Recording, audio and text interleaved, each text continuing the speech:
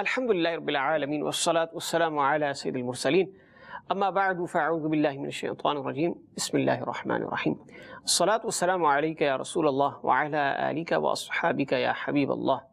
As-salatu wassalamu alayka ya Nabiyallah wa ala alika wa ashabika ya Nurallah. Alhamdulillah, the best thing about our series is that the information provided is from the Quran and Hadith, meaning the signs of Judgment Day in light of Quran and Hadith. So today another episode, and what is the topic of this episode? What is the sign that we will be discussing today? Now the topic of today's episode is Dukhan, meaning smoke. Now remember, this is the name of a complete surah in the Holy Quran, Surah Ad-Dukhan, regarding the excellence of which the Prophet ﷺ said, the one who recited Surah Hamim Dukhan on Friday night will be forgiven. And it's not a very long surah, dear viewers. Try to recite it on Friday night so that you attain its blessings. Now what is the verse regarding the sign of the Day of Judgment? Bismillahir Rahmanir Rahim. فَارْتَقِبْ يَوْمَ تَأْتِ السَّمَاءُ بِدُخَانٍ مُبِينٍ. Translation of this glorious verse. So wait for the day when the sky will bring forth a visible smoke which will smother the people. This is a painful punishment. Now the background of this verse is that when the Holy Prophet ﷺ used to invite disbelievers to Islam, the disbelievers of Quraysh would reject him, they would belie him, disobey him, and ma'adallah, ridicule him. When this behavior continually increased, then the Prophet ﷺ once prayed against them, and he said, "O Lord, afflict them with such a 7-year famine as you sent in the time of Sayyidina Yusuf alayhi salam." This prayer was answered, and the Holy Prophet alayhi salam was told, "O beloved sallallahu alayhi wasallam, await the day for the disbelievers when the sky will bring an apparent smoke which will smother the people." Hence, the Quraysh, they were afflicted with a famine, so much so that 7 years passed in this state. The famine intensified to the extent that they were compelled to eat carrion, dead meat, and due to the intensity of hunger, they chewed even the bones. Now because of this hunger, they reached a condition where they used to raise their gaze and look towards the sky. They would see only smoke everywhere, meaning on one hand they used to feel darkness before their eyes because of weakness, whereas on the other hand the land had dried up because of famine, and due to the dust which was floating from it, the sky would seem like smoke to the disbelievers. Now, when their condition worsened greatly and the matter, was out of hand, then on behalf of the disbelievers, Abu Sufyan came to the court of the Holy Prophet ﷺ and humbly said, "Don't you think you have been sent as a mercy to all the worlds?" The Holy Prophet ﷺ replied, "No doubt." Then Abu Sufyan, who had not embraced Islam at this moment in time, he said, "The Quraysh, because of your prayer against them, have reached such a state that they have been afflicted with a calamity of famine. They are facing starvation, they are chewing bones due to the intensity of hunger, and even eating carrion.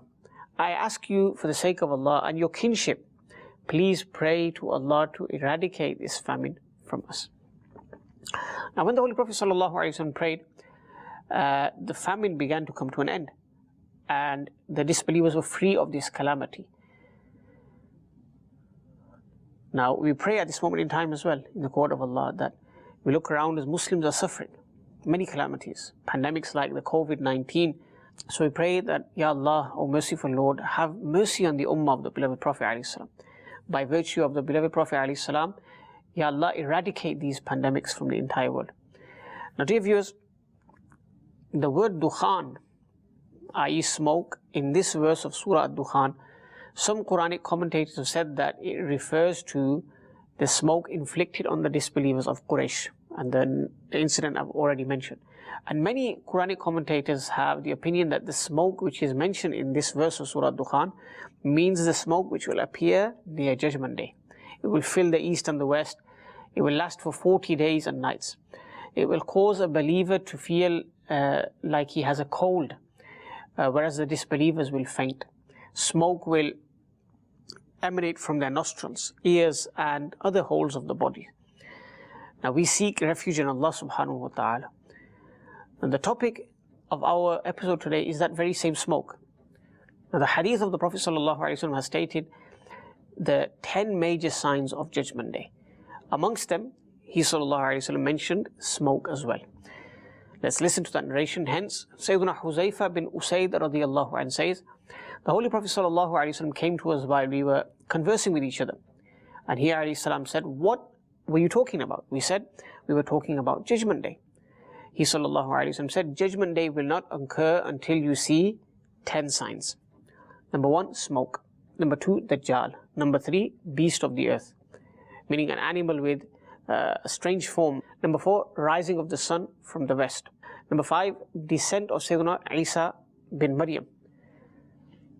Number 6, Gog and Magog, Ya'juj and Ma'juj, the appearance of Ya'juj and Ma'juj. Number 7, sinking of the earth in the east. Number 8, sinking of the earth in the west. Number 9, sinking of the earth in the Arabian Peninsula. And number 10, a fire will break out from Yemen, which will drive people to the plain of resurrection. Now in the commentary of this hadith, Mufti Ahmad Yar Khan Naimi rahmatullahi alayhi states about this smoke. He says that smoke refers to the smoke at the end of times, which will spread in the east and west, and which will cause Muslims to feel like they have a cold. But the disbelievers, they will go insane, and it will last for 40 days. Now dear viewers, when will this smoke appear? In this regard, the honorable scholars of Islam have stated that this smoke will appear sometime after the obliteration of Ya'juj and Ma'juj, Gog and Magog. At that time, there will be disbelievers as well as Muslims on the earth. But the smoke will emerge before the fragrant, pleasant breeze which will blow in the end of times from Syria by the command of Allah Almighty. And because of that fragrant breeze, no Muslim who has faith even equal to the weight of an atom will be left alive. His soul will be seized. Everyone's soul will be seized, all Muslims. And in fact, if someone is hidden in a mountain, even then his soul will be seized. Then the people of the earth, dear viewers, will have minds like birds and thoughts like beasts. They will neither be aware of any pious deed nor any evil. Such a time will occur for 40 years. 40 years will pass that no one will have children. Nobody in this world will remain younger than 40 years of age. Hence, only disbelievers will be left, and Judgment Day will occur to these very same people.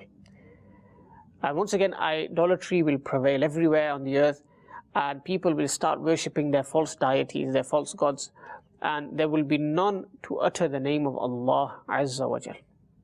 Then one day, when everyone will be busy doing their jobs, Sayyidina Israfil alayhi salam will be commanded to blow the trumpet.